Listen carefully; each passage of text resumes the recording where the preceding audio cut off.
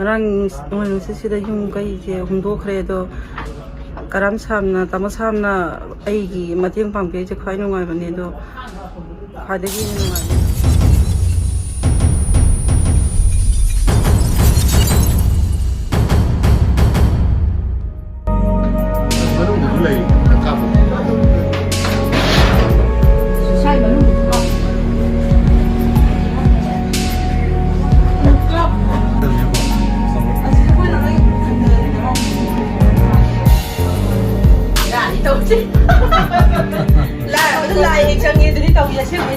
Ang nonglay nuksita, ngarangi nonglay nuksita, humtopi graba, ako'y yung khoronggi apabigi laghabaan mantri kong awang lakay, mayay lakay dalay jaba khorong apabigi yung do, nonglay nuksita loy humtopi gibadagi, ngarang magtada kudang magtada. Honorable Laghabaan Mantri Khonggi Karam Samna Lakana Yengsan Birapaga Matungda Nongengan Baga Mana Jinga Amadi Uwa Mapo Masay Pibidana Akogi Awaba Mayama Mateng Pangbibagi Matamahapu Tagasari Matungda So Amuhan na Nungay Baya Kabamba Miyangi Mapok Tongbo Ohan Biyu Haina Aina Ahana Hana Tagasari Ngarang Jingazi Parakpo Ngarang Jingazi Parakpo Yung Jinga Fugay na Kano Tawbo Dayda Ako'y email na ako'y Mateng Pangbiba Haraw na nure na sidani ko ay da. Lai ko siya Laghabaan yo na pangbira ko je. Ako'y email ay thang pumdok jare. Khatang sai nung nung sila pada ako'y dam tamating lepi baje ako'y haling ay litana ako'y thagasari hay jare.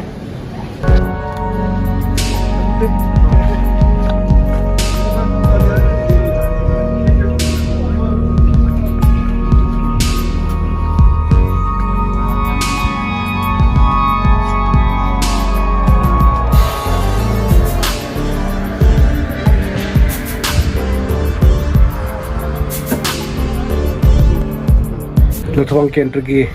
khogi hajik MLA piriba aigi khoi tamo shamna Lathawang Kendra sita hoki matam kya ki mamang taki asolna laira anung kya ki tamukta mateng pangtru lakpa amati leita laira kya ki yum kya sabipa amati leipangam jatra ba tola tarpa singi laira kya leibi tuna matam kya ki mamang taki tamona mateng pangbirapa hatak tasu hantaki sahi sigi nunglai nuksisida Humtok harapang tupang Kendra sige yum kudumagta tamona magi masasing amati mi magi mayam thabir tuna yengsan bire herga khoigi yamasu yam drabasu bhana yum kudumagta sengi mateng pangpibita mugta tamopu yam thakuchari loina tamopu lakataba matam kya dusu mayang tumut mateng pamang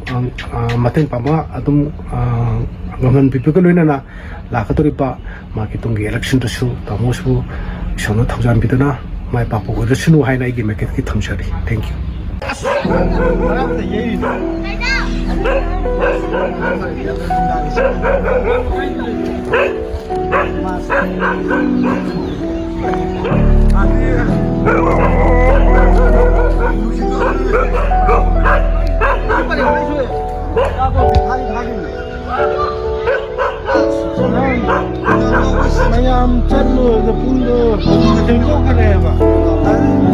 Kanuna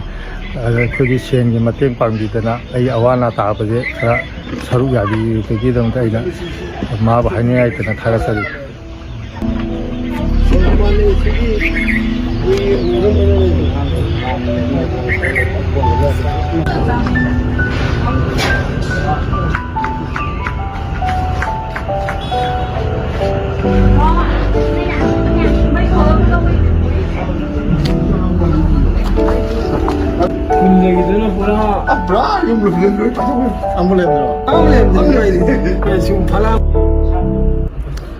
Ngarang sida yung kay humdokredo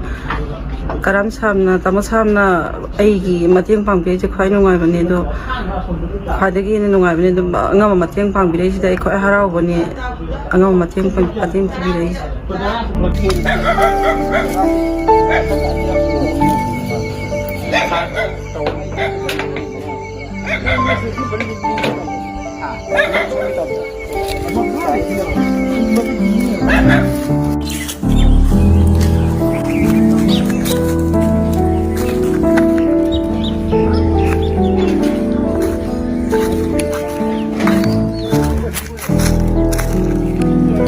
ꯂꯥꯛꯄ ꯅꯣꯡꯂꯩ ꯅꯨꯡꯁꯤꯠꯁꯤꯗ ꯑꯩꯈꯣꯏ ꯌꯨꯝ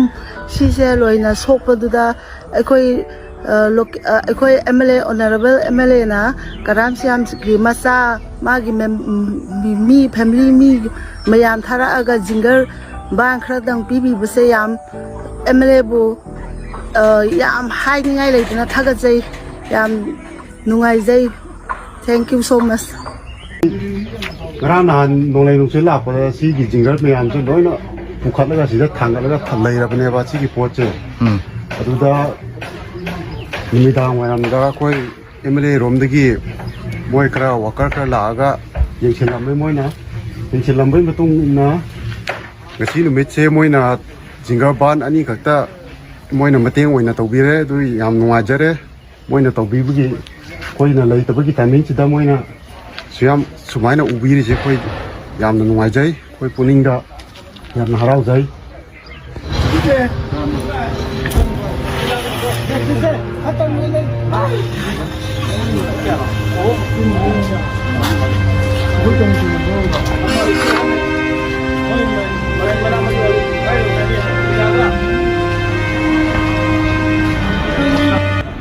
Hendak nungai nungsit na loina khoi kise humdo kise kam siam na mateng phra pangbi tana sin nungai re khoi ki jingat phra mateng pang ka ise khoi yam nungai jare hendak kise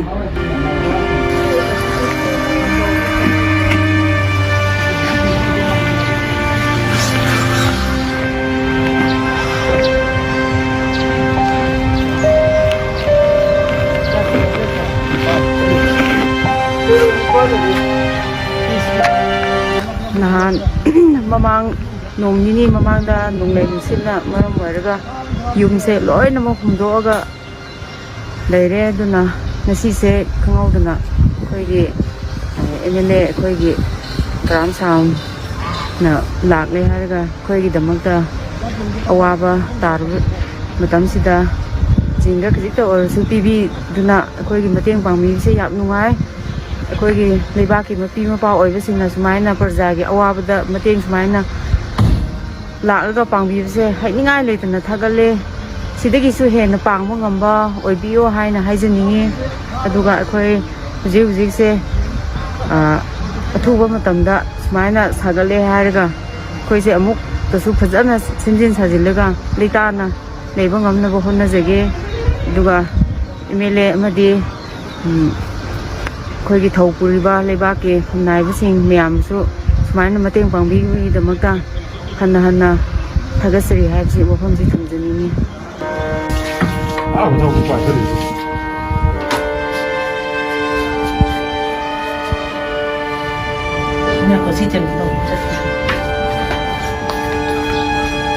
ꯑꯩꯈꯣꯏꯒꯤ honourable MLA Karam Sam Jina mana ꯑꯩꯈꯣꯏ ꯃꯌꯥꯝ ꯑꯋꯥ ꯑꯅꯥ ꯇꯥꯕ ꯃꯇꯝꯗ ꯃꯥꯅ ꯇꯤꯟ ꯕꯦꯟ ꯑꯃꯃꯝ ꯄꯤꯕꯤꯗꯨꯅ ꯌꯥꯝꯅ ꯊꯥꯒꯠꯄꯗ ꯐꯣꯡꯗꯣꯛꯆꯔꯤ ꯑꯗꯨ ꯌꯥꯝ ꯅꯨꯡꯉꯥꯏꯖꯔꯤ ꯊꯦꯡꯛ ꯌꯨ ꯁꯤ ꯑꯩꯒꯤ ꯌꯨꯝꯁꯦ ꯅꯍꯥꯟ ꯑꯍꯥꯟꯕ ꯂꯥꯛꯄꯗꯒꯤꯀꯣ ꯁꯤ ꯇꯪꯈꯥꯏꯁꯦ ꯂꯣꯏ ꯄꯥꯏꯊꯣꯛꯈ꯭ꯔꯦ ꯑꯗꯒꯤ ꯌꯨꯄꯤ ꯐꯨꯛꯄꯗ ꯑꯃꯨꯛꯁꯨ ꯖꯤꯡꯒꯁꯦ ꯐꯨꯛꯄ ꯌꯥꯗ꯭ꯔꯦ ꯂꯣꯏꯅ ꯃꯈꯣꯏꯁꯨ ꯂꯣꯏꯅ ꯍꯣꯔꯦ ꯂꯣꯏꯅ ꯌꯨꯔꯦ ꯑꯗꯨꯗꯤ ꯃꯌꯥꯝꯅ ꯑꯁꯤꯁꯦ ꯌꯥꯝ ꯇꯧꯕꯤꯔꯛꯇꯨꯅ ꯃꯇꯦꯡ ꯄꯥꯡꯉꯦ ꯌꯥꯝ ꯅꯨꯡꯉꯥꯏ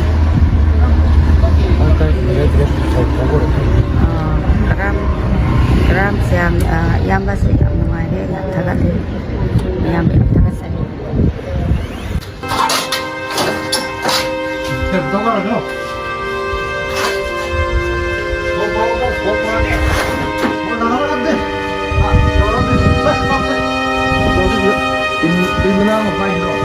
si nahan nolai nungsi lah pada langtabar khopum kasre club si paithok khibase akhoi Sarkar MLA Sri Karam Siam na mateng pangbina jingar mana kun mathoi bi re tu club ki mekai degi khun ki mekai degi yamna thakachaba akhoi ki MLA bu thakachari